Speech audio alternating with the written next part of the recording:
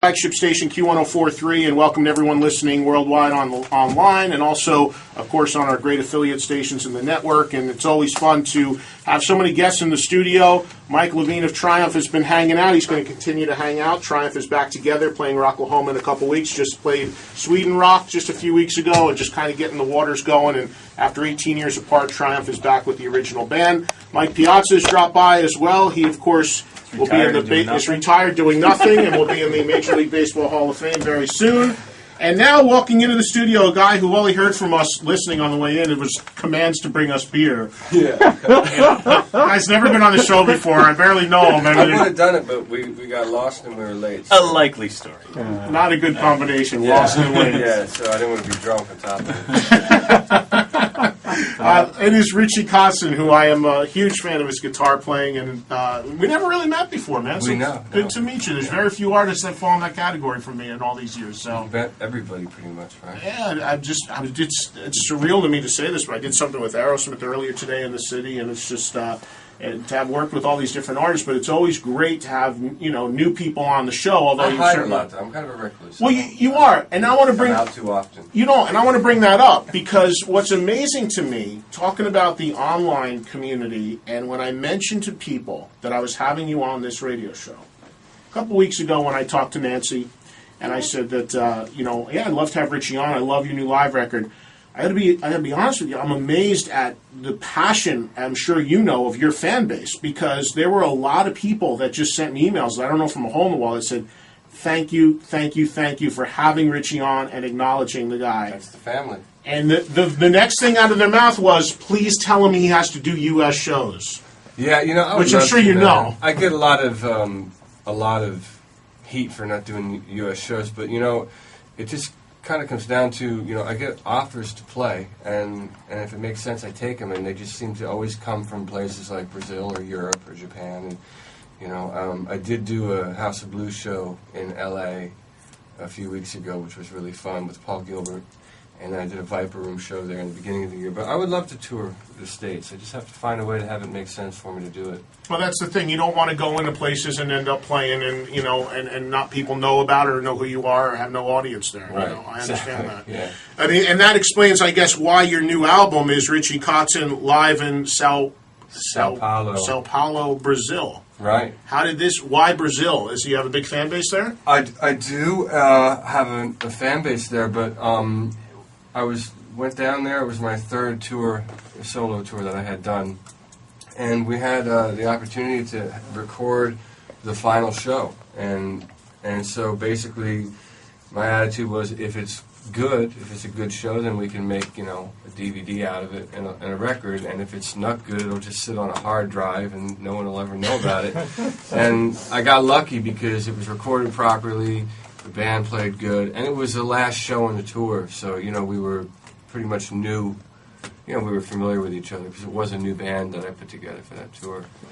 But it came together. I'm really happy with it. It sounds great. We're going to play something from it in just a few minutes so you guys can all see what Richie's about and what this new live record is all about. But what I was talking to you about before we turned the mics on is that I've always known your history. Like this is what I was telling the two mics a little bit about you too, is that the first thing I knew about you were that you were one of what I call the quote-unquote Mike Varney guys, in the sense that, Varney always finds these guitar guys. That's right. And that's where you first kind of came on people's radar. So for those people that don't know the Richie Kotzen story, I hate to make you do this, but give us the overview of where you started, when you started, and just kind of a quick bio rundown so we can keep everyone in the loop. Well, I mean, I've always, wanted to play music my whole life. As a kid, I was trying to entertain the family like every other kid that ends up being a musician, Someone said, get him lessons, and I started taking lessons. I joined a band when I was 12, cover band, and then eventually we started writing our own songs. Pennsylvania, right? You're from Pennsylvania? Reading, Pennsylvania. Mike's from Pennsylvania, too. Piazza. Right. Yeah. You're not by Reading, though, are you? No, my mom went to college in Reading, though. Albright College. Albright. Yeah. That's right. Yeah. That's cool. Something tells me, though, Richie probably wasn't in school at the same time as your mom. All due respect to your mom.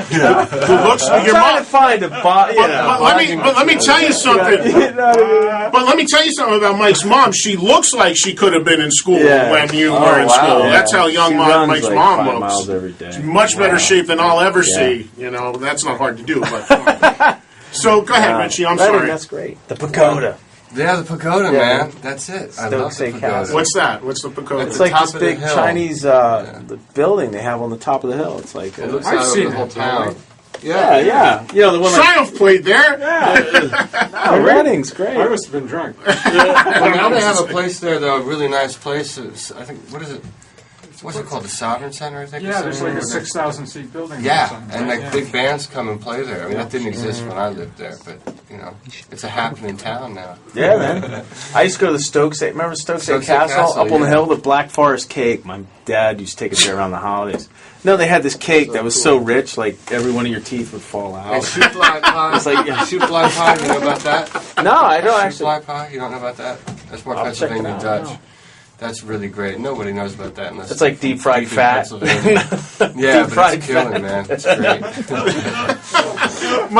Piazza was the first guy to tell me about Yingling. I never heard of Yingling Yingling? before. And I that's don't know what Pottsville, that is. Pennsylvania. that's not by him. That's not by That's Reading. up in the. Richie That's doesn't up know in the that. Poconos. It's the oldest brewery in America. In Yingling Pennsylvania. beer, yeah. Oh, no, I think beer. I do know about You're a that. Rolling Rock guy. I can tell. Rolling Rock, exactly. That's right. Old and Trove. That's right. How we interrupted this guy Yeah, telling so his the- life I story. would rather talk about. I don't want to talk about my life story. It's not that interesting. Yeah, it is, I'd rather though. talk about Pennsylvania beer. I mean, that's No, that's not bad. way more. Yeah. Yeah, but see? You're a Molson Mike guy. Levine's from Canada. He'll blow Molson, everyone away with that's beer true. talk. You're Yeah. dead in the water with The that. Pats Blue. But anyway, the consolidated story is you come out of Reading. When did you get your first record deal? I got noticed by Mike Varney for my guitar playing, and they did a feature on me in one of the guitar magazines. And then I got signed to his label. What year are we talking now? Well, I got signed in. My record came out in 1989, Okay. so I was 18. Okay. And that was my first record. And then my contract got bought by Interscope, and they wanted me to be, because I was a singer as well. Not everybody knew me as a singer back then, but I was singing, and they wanted me to do this kind of, rock and roll, singing, guitar playing thing. And my passion was soul and R&B music, even back then.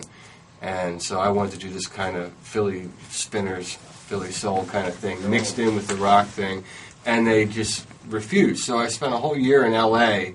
fighting, and finally I said, you guys don't know what you're doing with me, and that was a stupid thing for me to say, but I was a young kid.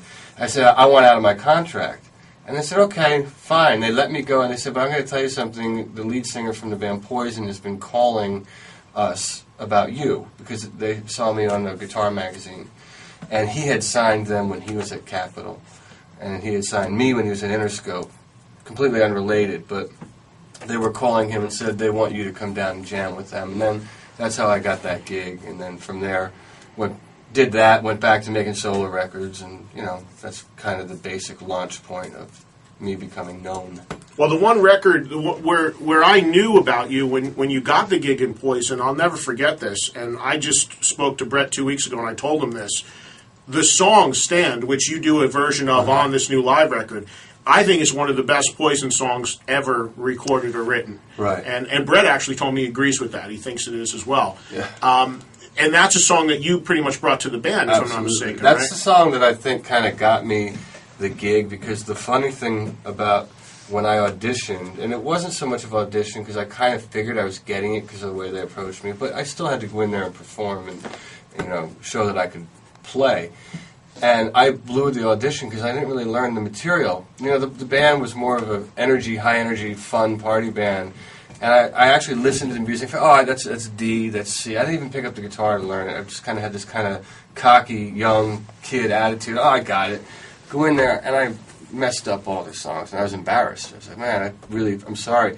And they said, well, do you have any songs that you wrote on your own? And I said, well, yeah, I do. I have this thing I'm working on called Stand. And I played that for him, and I played one other thing that ended up being on the record.